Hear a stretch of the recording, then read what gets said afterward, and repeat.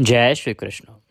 आप सभी को माघ मास के 21वें दिन की ढेरों शुभकामनाएं और माघ मास महात्म्य के 22वें दिन की ढेरों शुभकामनाएं। प्रिय दर्शकों, आप सुन रहे हैं माघ मास महात्म्य। माघ मास को आज 21 दिन हुए हैं और महात्म्य को शुरू हुए 22 दिन, क्योंकि महात्म्य पूर्णिमा से आरंभ हो जाता है। माघ मास स्नान भी पूर्णिमा से आरंभ हो जाता है और माघ मास की शुरुआत प्रतिपदा से होती है। आप सुन रहे हैं माघ मास महात्म्य, जिसे सर्वप्रथम नारद जी के कहने पर, नारद जी के पूछने पर इस सृष्टि के रचयिता परम पिता ब्रह्मा जी ने नारद जी को सुनाया था। इसके बाद यही माघ मास महात्म्य दत्तात्रेय जी के द्वारा राजा शास्त्रार्जुन को सुनाया गया। जब भगवान नारायण ने दत्तात्रेय अवतार धारण किया तो शास्त्रार्जुन के निवेदन पर उन्होंने ये संपूर्ण महात्म्य उन्हें सुनाया। तदुपरांत यह वृतांत जब भगवान रामचंद्र के वंशज राजा दिलीप ने उनके गुरु वशिष्ठ से निवेदन किया तो ऋषि वशिष्ठ ने राजा दिलीप को सुनाया था। और जब सूत जी महाराज ने निवेदन किया अपने गुरु वेदव्यास जी महाराज से, तो वेदव्यास जी महाराज ने ये सूत जी महाराज को सुनाया और वहाँ से ये पुराणों में लिखा गया, हमारे ग्रंथों में लिखा गया, और उन ग्रंथों के माध्यम से हम आपको सुनाते हैं। माघ मास की महिमा बड़ी अद्भुत है। शास्त्र कहते हैं कि जो माघ स्नान करता है, माघ मास महात्म्य सुनता है, उसे भगवान का वैकुंठ प्राप्त होता है, उसके सभी पाप दूर हो जाते हैं, रोग दोष मिट जाते हैं, वह भवबंधन से मुक्त हो जाता है। और जब आप माघ मास महात्म्य सुन रहे हैं तो आप इस प्रकार के उत्तम प्रसंग सुन भी रहे होंगे जो स्वयं भगवान के श्रीमुख से कहे गए हैं। जब आरंभ हुआ माघ मास महात्म्य प्रथम दिन, तो सूत जी महाराज ने निवेदन किया अपने गुरु वेदव्यास जी महाराज से कि प्रभु, आपने मुझे सभी पुराणों की जानकारी दी है, वेदों की जानकारी दी है, माघ की जानकारी अब मैं प्राप्त करना चाहता हूँ। इस माघ मास का क्या महात्म्य है वह आप कृपा करके मुझे सुनाइए। तब वेदव्यास जी महाराज इस माघ मास महात्म्य को सुनाना आरंभ करते हैं, इसकी महिमा बताते हैं और कहते हैं कि इसी महात्म्य को एक समय पर राजा दिलीप के प्रार्थना करने पर गुरु वशिष्ठ ने सुनाया था। वही वृतांत मैं सुनाता हूँ। और यही माघ मास महात्म्य सहस्त्रार्जुन को भगवान नारायण ने दत्तात्रेय अवतार के समय सुनाया था। वही वृतांत मैं तुम्हें सुनाता हूँ। आरंभ हुआ कि दत्तात्रेय जी निवेदन करते हैं कि हे सहस्त्रार्जुन, यही वृतांत एक समय ब्रह्मदेव ने नारद जी को सुनाया था, वह वृतांत मैं आपको सुनाता हूँ। तो जब भी कोई महात्म्य सुनाता है ना, तो उसमें चेन का बताना आवश्यक है। चेन अर्थात वो कड़ी क्या है कि किसके द्वारा ये कहा गया। अब मैं आपको जब सुनाता हूँ तो पुराणों में जो वर्णित है, किसने कहा? सूत जी महाराज के निवेदन पर वेदव्यास जी महाराज ने, लेकिन उन्होंने बताया कि वो कहाँ से सुना रहे हैं। तो दत्तात्रेय जी महाराज कहते हैं कि हे सहस्त्रार्जुन, एक बड़ा ही उत्तम व्यवसायी था जो इस पृथ्वी पर कुबेर के समान था। उसके पास बहुत धन था, वैभव था, वह उतना ही अच्छा भगवान का भक्त भी था और वह सदकर्म किया करता था, गरीबों की सहायता करता था, ब्राह्मणों की सेवा करता था, राहगीरों के लिए वृक्ष लगवाता था, प्याऊ खुदवाता था, जल की व्यवस्था, अन्न की व्यवस्था किया करता था, कुएं तालाब बावड़ी बनवाता था, अनेकों गाय आदि दान की थी, गरीबों की सहायता की थी। इस प्रकार के अनेक सदकर्म करते हुए जब उसका समय व्यतीत हुआ और वह वृद्धावस्था में प्रवेश करने लगा, तो उसने विचार किया कि अब सब कुछ अपने बच्चों को देके उसे वानप्रस्थ जाना चाहिए। अतः वैश्य अपना सब कारोबार और घर का दायित्व अपने दोनों पुत्रों कुंडल और विकुंडल को सौंप के वन को चला गया। वन में जाके उसने तपस्या करी और भगवान के लोक को चला गया। उधर उसके दोनों पुत्र जो हैं वो अधर्मी निकले। दोनों ने उसका सारा कमाया हुआ धन पाप कर्म में लगा दिया और देखते ही देखते वह संपूर्ण धन नाश हो गया और वो दोनों दरिद्री हो गए। पेट भरने के लिए चोरी करने लगे। राजा के सिपाही पकड़ ना लें इस भय से वन में रहने लगे। तो जंगल में रहते रहते एक को शेर के द्वारा मार के खा लिया गया और दूसरा सांप के काट लेने से मृत्यु को प्राप्त हुआ। दोनों यमलोक पहुंचे जब वहाँ उनका बही खाता देखा गया तो चित्रगुप्त ने कहा कि बड़े भाई को नरक में डाल दिया जाए और छोटा जो विकुंडल है उसको स्वर्ग भेज दिया जाए। जब विकुंडल को स्वर्ग ले जाया जाने लगा तो उसने यमदूतों से पूछा कि यमदूतों, मैंने ऐसा कौन सा कर्म किया जिसके कारण मुझे स्वर्ग मिल रहा है, क्योंकि मैं तो यही जानता हूं कि मैंने भी उतने ही बुरे काम किए जितने बड़े भाई ने किए, फिर मुझे स्वर्ग क्यों? तो यमदूतों ने बताया कि विकुंडल, एक समय जब तुम वन में रहते थे तो एक ऋषि पुत्र के साथ अनजाने में तुमने माघ मास में 2 दिन यमुना जी में स्नान कर लिया था और उसी के पुण्य प्रभाव से एक दिन के प्रभाव से तुम्हारे पाप नष्ट हो गए और दूसरे दिन के प्रभाव से तुम्हें स्वर्ग की प्राप्ति हुई है। तब उसने कहा कि यमदूतों, ऐसे कौन से कर्म हैं जिनको यदि मनुष्य करे तो वह नरक से बच सकता है? तब यमदूत उसे वो सभी कर्म बताते हैं कि मन से किसी को नुकसान नहीं पहुंचाना, मन से किसी के प्रति नफरत नहीं करना, किसी के ईर्ष्या नहीं करना, किसी को कभी बद्दुआएं न देना और कभी अपने शरीर से किसी को आघात न करना। मन, क्रम, वचन तीनों प्रकार से आपको किसी को नुकसान नहीं पहुंचाना। दूसरों की सहायता करना, गरीबों को दान देना, ब्राह्मणों की सेवा करना, ब्राह्मणों को दान देना। जितना हो सके पथिक लोग जो हैं, जो रास्ते में चलने वाले हैं, उनके लिए पानी की प्याऊ लगवाएं। कुएं, तालाब, बावड़ी तो पहले बनते थे, अब तो उनकी आवश्यकता भी नहीं रही। जल की व्यवस्था करें, अन्न की व्यवस्था करें, भोजन की व्यवस्था करें, वृक्ष लगवाएं। वृक्ष लगवाने वाला मनुष्य कभी नरक नहीं जाता। और जो एकादशी का व्रत करता है वह कभी नरक नहीं जाता। शालिग्राम भगवान की सेवा करें, माघ मास स्नान करें। इस प्रकार से अनेकों कर्म बताए गए। तब विकुंडल ने अपने भाई की मुक्ति का उपाय पूछा कि उसको कैसे नरक से मुक्त कराया जाए। तब यमदूतों ने कहा कि तुम्हारे 8वें जन्म में तुमने उत्तम कर्म किए थे, यदि तुम वह पुण्य अपने भाई को अर्पित करो तो वह नरक से मुक्त हो जाएगा। तब विकुंडल ने संकल्प लिया, संकल्प करते हुए संपूर्ण पुण्य अपने भाई को अर्पित किया, जिसके प्रभाव से कुंडल भी अब नरक से मुक्त हो गए और दोनों भाई स्वर्ग को चले गए। तदुपरांत अप्सरा का वृतांत आया कि किस प्रकार से वह अप्सरा एक राक्षस को माघ मास स्नान के पुण्य फल के प्रभाव से राक्षस की योनि से मुक्त कराती है, श्राप से मुक्त कराती है। अभी वृतांत चल रहा था कि एक ब्राह्मण कुमार और 5 कन्याएं किस प्रकार से पिशाच पिशाचनी के श्राप से पीड़ित हैं। जिस सरोवर पर वो रहते हैं वहाँ पर लोमस ऋषि का आगमन हुआ। तब उन्हें पता चला कि 5 बालिकाएं और एक बालक इस प्रकार से श्राप के कारण पिशाच और पिशाचनी बने हुए हैं। तो अब उन्हें मुक्ति का उपाय वो बताते हैं कि ये माघ मास का स्नान मेरे साथ करेंगे तो अवश्य ही इन्हें मुक्ति प्राप्त होगी। माघ मास की महिमा लोमस जी बता रहे हैं। साथ ही वो एक वृतांत सुनाते हैं। एक नर पिशाच की कैसे मुक्ति हुई थी वह वर्णन सामने आया। तो ऋषि जनों ने कहा कि प्रभु ये कैसे हुआ, इस नर पिशाच की मुक्ति कैसे हुई, वो कौन थे जिन्होंने इनकी मुक्ति कराई थी। तब उस ब्राह्मण का वृतांत जो है वो लोमस जी सुनाना आरंभ करते हैं कि कैसे वह ऋषि घोर तपस्या करते रहे और घोर तपस्या करते हुए उन्होंने अनेकों वर्ष तक अन्न जल सब कुछ त्याग दिया। उनकी हड्डियां जो हैं वो साक्षात दिखाई देती थी, परंतु उनमें तेज था, क्योंकि वो बहुत ही तेजस्वी ऋषि थे, अखंड तप किया करते थे। एक बार जब भगवान उनके तप से प्रसन्न हुए, भगवान ने कहा कि वर मांगो। उन्होंने कहा प्रभु अब तो आपके साक्षात दर्शन हो गए, वर क्या चाहिए, मुझे किसी वर की आवश्यकता नहीं है, बस इतना वर दीजिए कि सदा आपकी सेवा में मन लगा रहे। इससे आगे का वृतांत अब हम श्रवण करेंगे कि कैसे वह जो पिशाच है उसकी मुक्ति होती है। साथ ही यह भी जानेंगे कि कैसे लोमस ऋषि इन 5 कन्याओं और एक ब्राह्मण कुमार को पिशाच योनि से मुक्त करते हैं।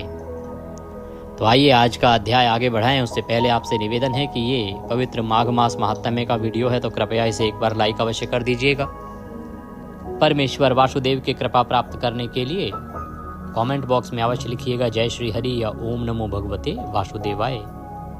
आप देख रहे हैं देवभूमि ज्योतिष संस्थान का प्रतिष्ठित यूट्यूब चैनल देवभूमि धार्मिक। हम यहाँ पर सभी व्रत और त्योहारों की सही शास्त्रीय जानकारी प्रदान करते हैं। ज्योतिष शास्त्र और पंचांग के आधार पर आपको बताते हैं कौन सी तिथि कब है, व्रत आदि कब करना है, क्या विधि है, क्या नियम है और क्या गलती नहीं करनी है। यदि आप सभी व्रत और त्योहारों की सही शास्त्रीय जानकारी पाते रहना चाहते हैं तो कृपया चैनल को सब्सक्राइब कीजिए और बेल आइकन को प्रेस कीजिए। जब आप सब्सक्राइब का बटन दबाएंगे तो वहाँ एक घंटी का निशान बना हुआ आएगा, उसको अवश्य दबाइएगा, तभी आपको हमारे सारे वीडियो प्राप्त होंगे, अन्यथा आपसे जानकारी छूट जाएगी। प्रिय दर्शकों, अब आप हमारे साथ व्हाट्सएप के माध्यम से भी जुड़ सकते हैं। इसका लाभ ये होगा कि आपको सभी वीडियो सीधे मोबाइल पर आते रहेंगे, क्योंकि अभी बहुत सी जानकारी आपसे छूट जाती हैं, सारे वीडियो आपको दिखाई देते नहीं हैं यूट्यूब पर। प्रतिदिन हमारे 4 वीडियो आते हैं, उनमें से 1 या 2 ही आपको मिल पाते हैं। जब आप व्हाट्सएप पे जुड़ जाएंगे तो सब सीधे आपको मोबाइल पर आते रहेंगे। साथ ही बहुत सी ऐसी जानकारी होती है जो उस दिन से संबंधित होती है, वो हम विशेष रूप से व्हाट्सएप पर आपको भेज देते हैं। अगर जुड़ना चाहते हैं तो वीडियो के अंत में एक नंबर आएगा स्क्रीन पर 900 से, उस पर व्हाट्सएप मैसेज लिखिए अपना नाम और कहिए कि आपको ऐड कर दिया जाए, तो हम आपको ग्रुप में ऐड करेंगे और सब वीडियो वहाँ भेजते रहेंगे, सभी जानकारी भेजते रहेंगे। और अगर आप ग्रुप में ऐड नहीं होना चाहते हैं, आप चाहते हैं कि आपको पर्सनल व्यक्तिगत रूप से मैसेज में भेजा जाए, तो वह भी आप लिख दीजिएगा, हम आपको व्यक्तिगत रूप से भी भेजते रहेंगे। आइए अब भगवान नारायण का ध्यान करते हुए, परम पूज्य गुरुदेव के चरणों की वंदना करते हुए आज की कथा को आगे बढ़ाते हैं। शांतकारं भुजगशयनं पद्मनाभं सुरेशं विश्वाधारं गगनसदृशं मेघवर्णं शुभांगं लक्ष्मीकान्तं कमलनयनं योगिर्विन्दनगम्यं वन्दे विष्णुं भवभयहरं सर्वलोकैकनाथं। बोले विष्णु भगवान की जय। गुरुर्ब्रह्मा गुरुर्विष्णु गुरुर्देव महेश्वरः गुरुर्साक्षात् परब्रह्म तस्मै श्री गुरुवे नमः। बोले गुरुदेव महाराज की जय। या देवी सर्वभूतेषु मां सरस्वती रूपेण संस्थिता नमस्तस्यै नमस्तस्यै नमस्तस्यै नमो नमः। बोलिए सरस्वती महारानी की जय। बोलिए प्रथम पूज्य गणेश जी महाराज की जय। आप सभी दर्शकों को, आप सभी श्रोतागण को मेरा नमस्कार। आइए आज की कथा को आगे बढ़ाते हैं। तो इतना कहकर भगवान जो हैं अंतर्ध्यान हो गए। जब ऋषि ने कहा कि प्रभु मुझे तो केवल यही चाहिए कि आप सदा मुझ पर कृपा करें और सदा मेरा मन आपकी भक्ति में लगा रहे, तो भगवान ने कहा तथास्तु। तब देवनिधि कहने लगे कि महर्षि, जैसे गंगा जी में स्नान करने से मनुष्य पवित्र हो जाता है, वैसे ही भगवान की इस कथा को सुनकर मैं पवित्र हो गया हूँ। कृपा करके उस स्तोत्र को कहिए जिससे उस ब्राह्मण ने भगवान को प्रसन्न किया। लोमश जी कहते हैं उस स्तोत्र को पहले गरुड़ जी ने पढ़ा, उनसे मैंने सुना। हे विप्र, यह स्तोत्र अध्यात्म विद्या का सार, पापों का नाश करने वाला है।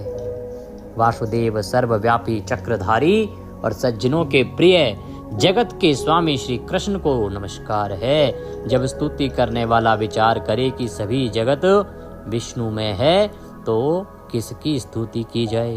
तो देवनिधि जो हैं वो ये कह रहे हैं कि महर्षि, मैं वो स्तोत्र सुनना चाहता हूँ जिसके विषय में भगवान ने विशेष रूप से कहा था कि जो इस स्तोत्र के द्वारा, इन शब्दों के द्वारा मेरी स्तुति करेगा, उसकी सभी मनोकामनाएं अवश्य पूरी होंगी।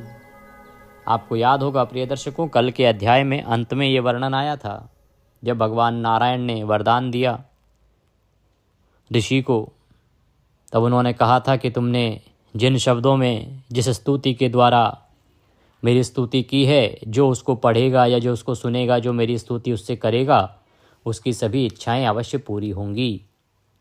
तो वही अब देवनिधि जो हैं सुनना चाहते हैं। महर्षि, लोमस्य कि प्रभु वो कौन सी स्तुति थी जिसको उन ऋषिवर ने किया जिससे कि भगवान इतने प्रसन्न हुए?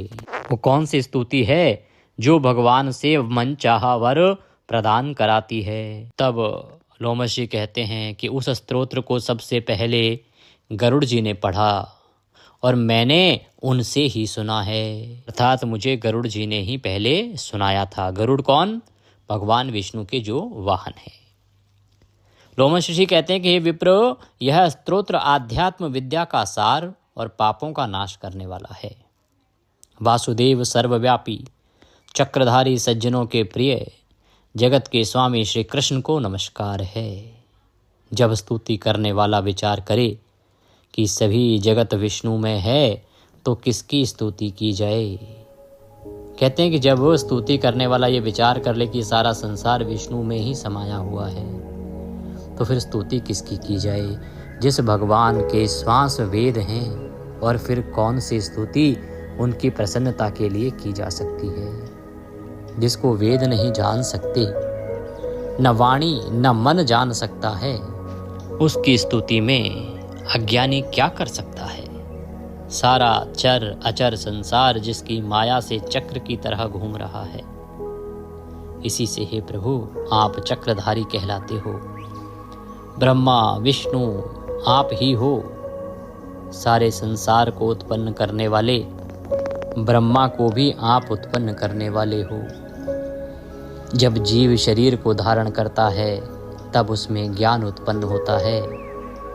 आप सब सुखों के दाता हो, इसमें कोई संदेह नहीं है। आपसे संपूर्ण सुखों को देने वाली बुद्धि उत्पन्न होती है।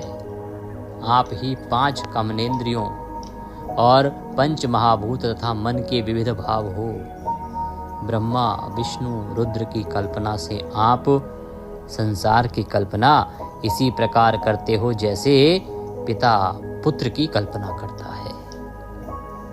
कवियों में जो रूप शोभा देता है उन निर्गुण विष्णु भगवान को मैं नमस्कार करता हूँ। जिसमें ज्ञान रखने से श्रुतियों में कहे हुए कर्मों को लोग कहते हैं, उस परम ब्रह्म को मैं नमस्कार करता हूँ। मैं उस सतरूप हरि को, जिसको योगी लोग सब प्राणियों में आत्म रूप में देखते हैं, उपासना करते हैं, जिसको अद्वैत कहते हुए गाते हैं और यज्ञ करते हैं, उस माधव भगवान को मैं नमस्कार करता हूँ। मनुष्यों को माया तथा मोह में पैदा हुए विचित्र आभास, अहंकार तथा ममता को जानकर खो देते हैं, उन भगवान को मैं नमस्कार करता हूँ। संसार में मनुष्यों के मोह रूपी वायु से सदा भभकने वाली ज्वाला आपके चरण कमल की छाया पहुँचने से नहीं जलाती। जिसके स्मरण मात्र से मोह अज्ञान रोग दुख दूर हो जाते हैं, उस अनंत रूप को मैं नमस्कार करता हूँ। जिसमें मिल जाने पर और किसी दूसरे की इच्छा नहीं रहती, जिसको जानकर अद्वैतवादी आत्मा को देखते हैं।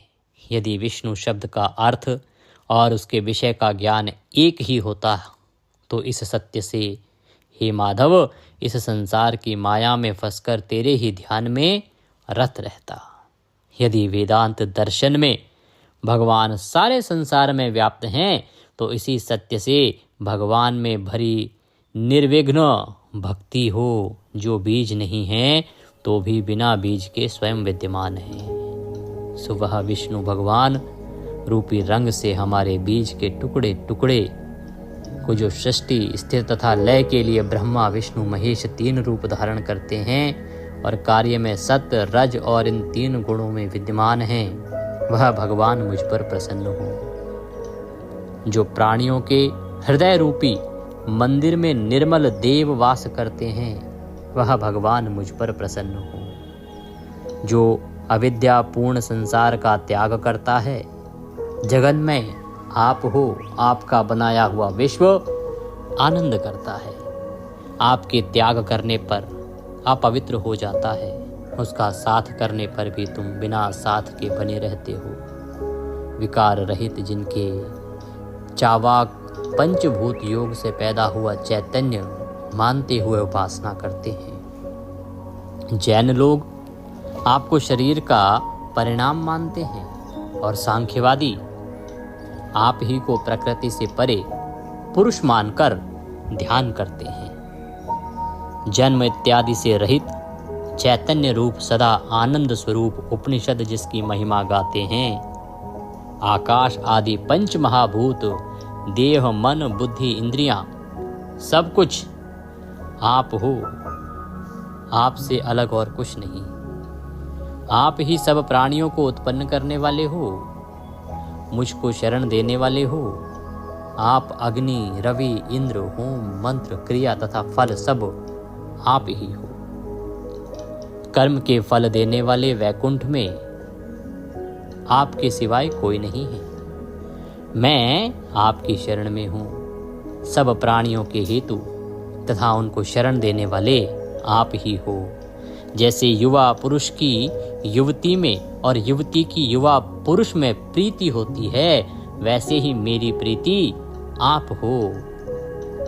जो पापी भी आपको प्रणाम करता है, उसको यमदूत ऐसे नहीं देखते जैसे उल्लू सूर्य को।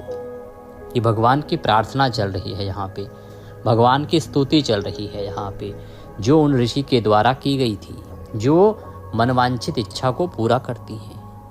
ऋषि इस प्रकार से प्रणाम करते हुए कहते हैं कि जो पापी भी आपको प्रणाम करता है, उसको यमदूत ऐसे नहीं देखते जैसे उल्लू सूर्य को, कि उल्लू कभी भी सूर्य को नहीं देखता ना, वैसे ही यदि पापी मनुष्य भगवान नारायण को प्रणाम कर लेता है तो यमदूत उसकी ओर देख भी नहीं पाते। प्रत्येक पाप मनुष्य को उस समय तक ही दुख देते हैं जब तक वह आपके चरण कमलों का सहारा नहीं लेता। जिसको गुण, जाति तथा धर्म को स्पर्श नहीं कर सकते तथा गतियां भी स्पर्श नहीं करती, जो इंद्रियों के वशीभूत नहीं हैं, जिनका बड़े बड़े मुनि लोग साक्षात नहीं कर सकते, उन भगवान को मैं नमस्कार करता हूँ। कहते हैं कि जो किसी के वश में नहीं होते, केवल भक्ति के वश में रहते हैं, और बड़े बड़े ऋषि मुनि भी जिनको साक्षात देख नहीं पाते, ऐसे भगवान को मैं बारंबार नमस्कार करता हूँ। जितने ज्ञानी रूप सुंदर गुण हैं, जिन्होंने सुख स्वरूप मोक्ष रूपी लक्ष्मी का आलिंगन किया, जिन्होंने आत्मस्वरूप सुख भोगा है और जिन्होंने ध्यान रूप से मृत्यु को वश में कर लिया है, ऐसे मुनियों से सेवित भगवान को नमस्कार है। जो जन्म आदि से अलग हैं, जिनको काम क्रोध आदि दोष दुख नहीं देते, उन वासुदेव भगवान को मैं नमस्कार करता हूँ।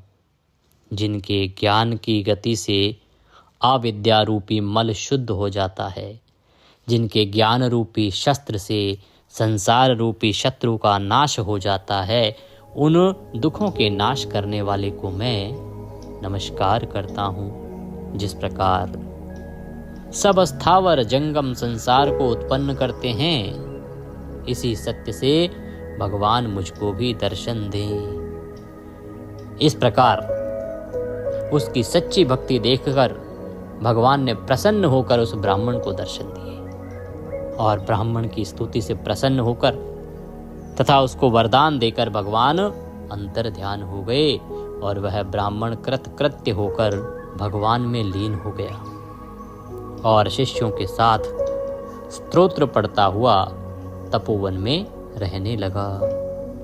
तो लोमस ऋषि कहते हैं कि ये वो स्तोत्र है जिससे उन ब्राह्मण ने भगवान नारायण की स्तुति की थी, और इस स्तुति से प्रसन्न होकर भगवान नारायण ने उसे आशीर्वाद दिया, वरदान दिया कि जो कोई तुम्हारे द्वारा की गई इस स्तुति के द्वारा मेरी पूजा करेगा, मेरा स्मरण करेगा, मैं उसकी सभी इच्छाएं अवश्य ही पूर्ण करूंगा।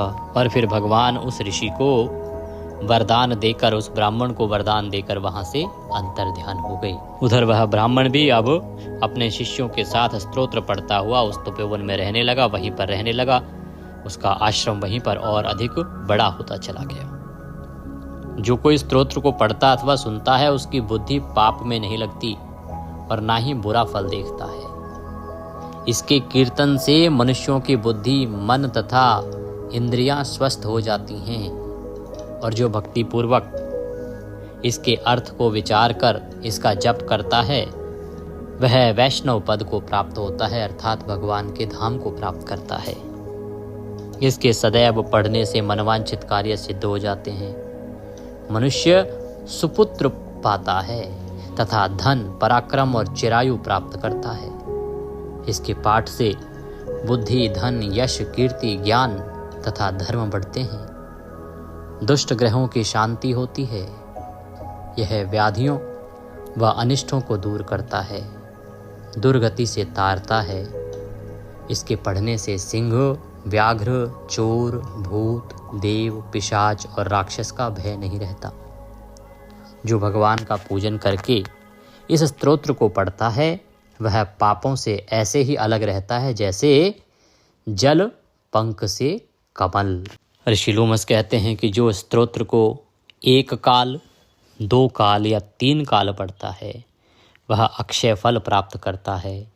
जो मनुष्य प्रातः काल इस स्तोत्र का पाठ करता है वह इस लोक और परलोक में अक्षय सुख पाता है। वेद द्युति का बनाया हुआ यह स्तोत्र भगवान को अत्यंत प्रिय है और भगवान के दर्शन कराने वाला है। योग सागर नामक यह स्तोत्र परम पवित्र है। जो कोई भक्ति पूर्वक इसको पढ़ता है वह विष्णु लोक को जाता है। आगे कहते हैं कि मैं आपको पिशाच मोक्ष की कथा कह रहा था, तो आइए अब मैं पिशाच मोक्ष की उस कथा को आगे बढ़ाता हूँ। ये जो पिशाच था इसको किसी और ने नहीं, इन्हीं देवद्युति ने मुक्त कराया था। कौन देवद्युति? जिन्होंने भगवान नारायण की तपस्या की, भगवान विष्णु की तपस्या की, जिन्हें भगवान विष्णु ने आशीर्वाद दिया। और इन देवद्युति के द्वारा ही ये स्तोत्र रचा गया था, जिसको आशीर्वाद दिया भगवान ने कि जो इस स्तोत्र से उनकी पूजा करेगा उसकी सभी इच्छाएं पूरी होंगी। और यही वो दिव्य ब्राह्मण हैं, दिव्य ऋषि हैं जिन्होंने उस पिशाच को मुक्ति दिलाई। वो जो पिशाच है जिसे देवद्युति ने मुक्त किया वह पहले द्रविड़ नगर में चित्र नाम वाला राजा था। वह बड़ा शूरवीर था, सत्यपरायण था, परंतु कुछ घटना चक्र ऐसा घटित हुआ जिसके कारण वह पिशाच बन गया और पिशाच बनकर भटकने लगा। पिशाच योनि में दुखों से जलने लगा। तब देवद्युति नामक इन ब्राह्मण ने उसे पिशाच योनि से मुक्त कराया।